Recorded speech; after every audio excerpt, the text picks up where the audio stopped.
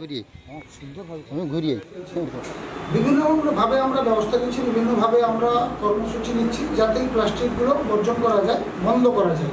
আমরা প্রতি দোকানে বার্তা দিয়েছি, নির্দিষ্টভাবে একটা পলিথিন রাখার জন্য, যে নোংরাগুলো রাখার জন্য একটা ভেট আমরা তৈরি করে দিয়েছি।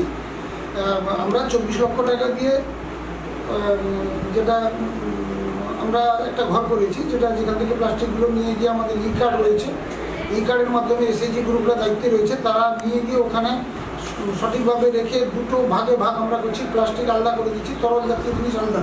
সেখান থেকে আমরা জৈব সার তৈরি করছি। এই প্লাস্টিকগুলো অন্য জায়গায় 13 নম্বরে আমাদের ইউনিট রয়েছে, ওই ইউনিটে আমরা সাপ্লাই করে দিচ্ছি।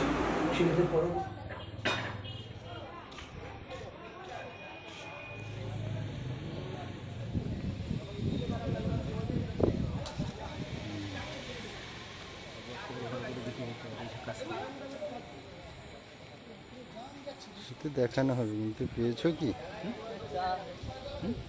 পেয়েছো কি? ব্যাস এটা